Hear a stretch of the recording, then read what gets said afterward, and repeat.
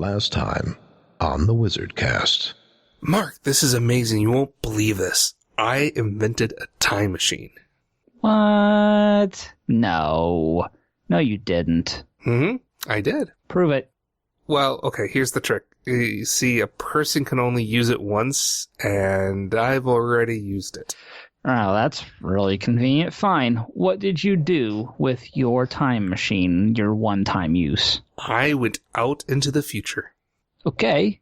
All right, the future, great. But why not the past? I mean, there's a lot of good you could have done while you had the ability. Like what? You could have pulled a Deadpool and killed baby Hitler. I'm a pacifist. You could have invested money in Apple back in the pre-iMac days. Made a mint on those returns. Money isn't everything. You could have gone back and warned me not to take both that turkey leg and my cell phone into that porta potty. Oh, yeah. That would have been gross. That was pretty gross. Yeah. And I had Twitter notifications, too. And a good 3/4 of that turkey leg left. So incredibly close, and yet so out of reach. So how far into the future did you go? Like a century? A bit closer. What, half that? 50 years? No. A couple decades? No. How far did you go, Brian? Next week. Why? I wanted to get Dreamforce details early, Mark. Well, okay, fine. What did you hear? I can't talk about under that NDA. with the NDA and all. Oh, jeez, what did that? I'm Brian Kwong. And I'm Mark Ross. We're Salesforce experts that love talking about technology and Salesforce. We also love humor. Doesn't mean we're actually good at it. In the Salesforce community, I'm known as the Salesforce Wizard, likely due to me wearing a wizard hat at Salesforce events. And I'm known as Salesforce Yoda for pretty much the same reason. You should see the ears. We have a passion to help educate and entertain people. So we've joined forces to create WizardCast. We've got tips and best practices. We talk with interesting people. All mixed with quote-unquote jokes and humor. Welcome to the WizardCast.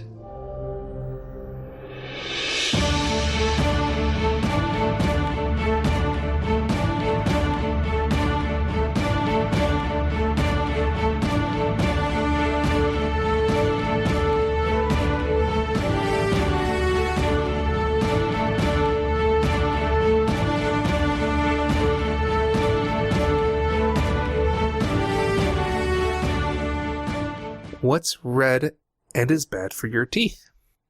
Guessing some kind of sort of candy like, licorice, Twizzlers, lollipop maybe. A brick. Yeah. No, that would be bad. Send us jokes, please.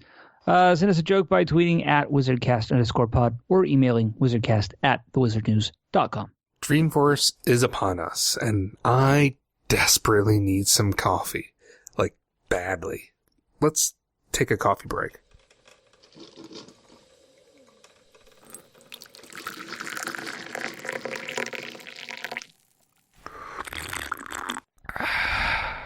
This is a conversation about experience design that we had with Peter Coffey during Midwest Dreamin'. It's a fascinating discussion about how you can provide better experiences. One of the topics that comes up a lot lately is the shift from what might be called application development to what people are now calling experience design, and the difference is meaningful. The origin of IT is to take a paper-based process, automate as much as possible with code, wrap a user interface around it, and declare victory. Because now you've got something where people use that instead of using paper, and everything's good. And the problem is that in the process, you wind up paving a lot of cow paths, as the expression goes. That the reason the streets of Boston are such a mess is that they didn't design a motor vehicle-oriented transportation grid. They paved the paths that the cows had made and called them roads. I saw this in rural England when I was there. Of course, you were just in rural England. You know exactly what I'm talking about. Yeah. And the notion that you should forget your procedures except as being residual artifacts of the way you used to be forced to do something, but instead really do a ride along or an unpack along or a visit along with your customer and see what's happening can transform the way you approach things. One of the most interesting exercises that I can remember with one of our customers is when our chairman and CEO, Mark Benioff, literally walked into a large consumer electronics store and took pictures all the way from the front door in progressive steps until he finally found the dingy corner in which our customers' products were poorly displayed with no one in sight who could help you choose the one you wanted. And he said, if you want to sell more of these things, this can't be the experience people are having. And being a good engineering-driven company, they thought the way to sell more of these things was better specifications at a lower price. And they had never really gotten out there and, through a customer's eyes, understood the barriers to becoming their customer. And if you can design that experience properly, because the worst product you can buy in most spaces today is an extraordinarily good product. The worst car you can buy today could have been sold as an upscale sports sedan 40 years ago. You know, the level of what's considered standard equipment, the durability, the handling, the interior comfort of the most basic economy car sold today would have been an impressive car when we were kids. And so the opportunity to differentiate now is at the level of experience. Airlines, for example, they all fly planes made by the same companies through the same weather in and out of the same airports. How much opportunity is there to differentiate the flight itself? But if you look at the pre- and post-flight experience, there's one airline, I won't name it because it's one of our customers. Every time I fly them, within 36 hours, I get an email saying, please tell us about your flight. And frankly, it irritates the heck out of me because they should know how my flight was. Now, by contrast, within the last year, another of our customers, and I will name them, Delta, because they are nailing this, the email I'll get from Delta will begin with something like, we're sorry you had a late arrival at Los Angeles the other night. How did we handle the following aspects of the situation? Did the gate agent promptly inform you of a possible delay before departure? Did the captain give you updates in the course of the flight? Were you promptly advised if you had a difficult connection to make, where you would need to go and whether your departing flight was also delayed? And so they target the questions, which means they probably are more likely to get answers.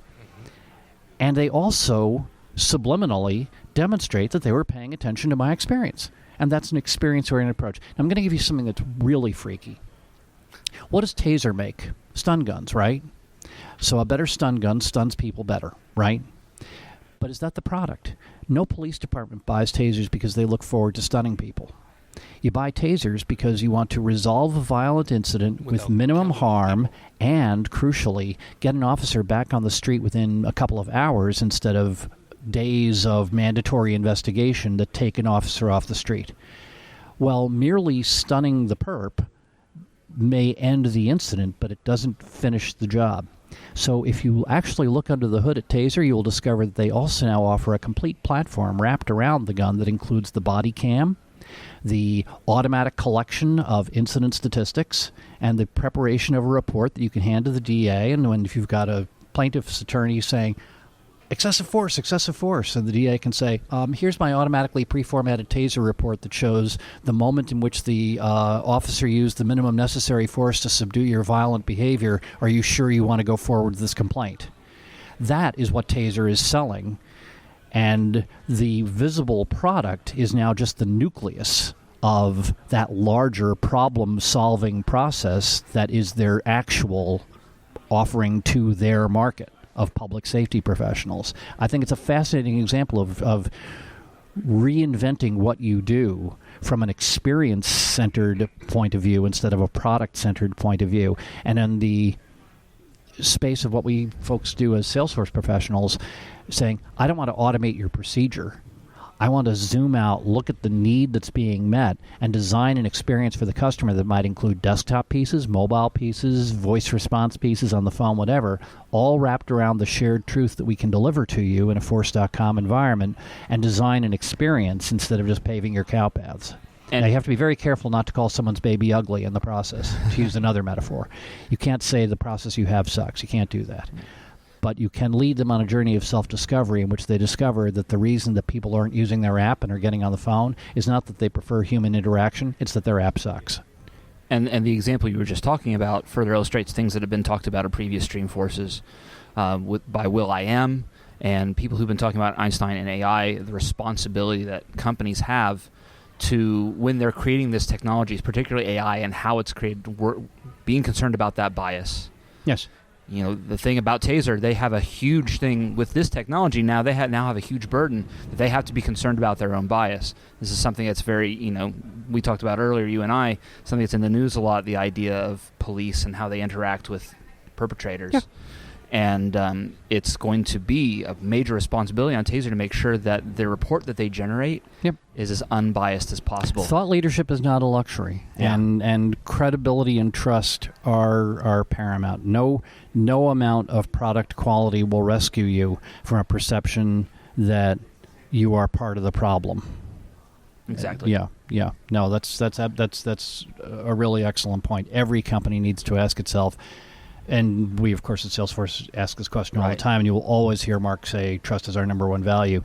We always come back to the idea that if people don't trust us to be a custodian of their data and a guardian of their proprietary intellectual property and processes, nothing else matters. So the subject of experience design is not just a fancy label for a better user interface on an application. It's a rethinking of your point of origin for what becomes, technically, maybe you could still call it an application.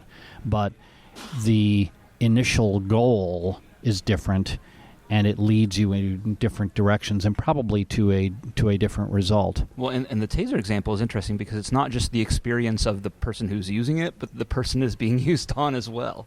Yeah. Right? That is part of the experience design, is the conscious thought that goes into avoiding bias. We see you've been tased lately. On a scale of 1 through 10, how did we make you feel? I'm not sure we're going to get there. I feel like we should be doing some experience design with this podcast. Oh, yeah, we could do a survey, and we can say things like, we're sorry you had experienced such horrible puns and jokes. What 3 things could we improve to make our podcast better? Brian, there's no point. We know what we're doing wrong. We talk about it all the time. We do? What do we do wrong? Being us. Thanks to those of you who have donated so far with Dungeons and Dreamforce. Exactly. Thank you so much. We have one more online stream event this Saturday, September 22nd at 8:30 p.m. Central. You can watch it live. Twitch.tv/Salesforce Yoda is where you will find us. And don't forget, we got a live in-person event at Dreamforce. It's Wednesday at 4 p.m., and you can find the event in the agenda builder. That's right. Just search for Dungeons, and it will come up. It's the first time probably that actually works, typing in Dungeons into the agenda builder and getting a result. It's not too late also to donate to impact the game. That means you can help the players or hurt the players, and you can help Pep Up Tech, a very worthy charity. Yeah. It's a great organization. They help underrepresented groups get into tech. Donate at bit.ly/DNDFW19, that's winter 19, and give Brian some rerolls or quick wins. He's really suffering, folks. He's getting cream crackered out there. I really suck at this game. And like we mentioned, Mark, next week is Dreamforce, and Mark and I are both presenting. You can find me at 2 sessions, both of them on Wednesday. The first is at 10 a.m. in Moscone West, and the session is called How Appy Admins Solve Problems, App Exchange Solutions They Can't Live Without. And my second session is in the Admin Theater, also Moscone West, called An Admin's Guide to Better Reports and Dashboards. And you'll find my session twice. It's the same session, once on Wednesday at 12:30 Pacific time, and also on Thursday at 9:30 Pacific time. Be sure you're going and bookmarking that agenda builder. Those are going fast. Deja vu. Stop doing that. Jeez. Oh. Sadly, Dreamforce didn't want the two of us to speak together, so we're not in a session together this year. Thank goodness. The world can't handle 2 of you at once. Wizardcast is produced by Brian Kwong and Mark Ross, directed by Brian Kwong and Mark Ross, technical administration by Brian Kwong and Mark Ross, script writing by Brian Kwong and Mark Ross, audio editing by Brian Kwong and Mark Ross, website maintenance by Brian Kwong and Mark Ross, and our intern this episode was Pat Penahara. You could be an intern too. Just follow us at wizardcast_pod on Twitter. Or just come up to us during events like Dreamforce and tweet about us so we remember to add you to our list. Send us your interview suggestions, jokes, videos, tips, and feedback to wizardcast@thewizardnews.com or head over to thewizardnews.com and click Contact Wizardcast. And we need to hear from you. I mean, episode 78 was pretty special at being 78 episodes without Parker Harris, but the day may come. And for all we know, it could be next week during Dreamforce. So we want to know, if you could ask Parker one question, what would it be? Submit your question to Parker Harris by going to bit.ly/ParkerQuestions and fill out our short form. And eventually we're going to do another idea exchange highlight, and we want to know what ideas would you like to hear us talk about or would like to get a little bit more exposure. Go to bit.ly/idea highlight to submit an idea to us. Don't forget to subscribe to the Wizardcast and receive our next episode automatically. And please post reviews on Apple Podcasts, aka iTunes, and share this episode. It helps others to hear what you just had to endure. Once again, I'm Brian. So and I can't take much more of this. You, go help with the consulting practice. Go, get out of here. Who are you talking to, Mark?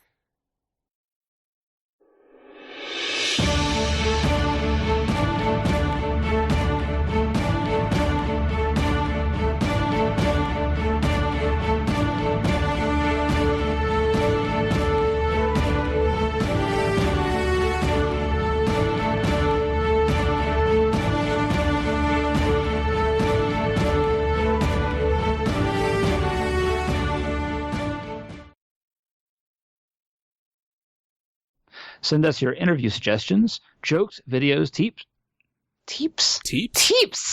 Send us your teeps. Like telepaths?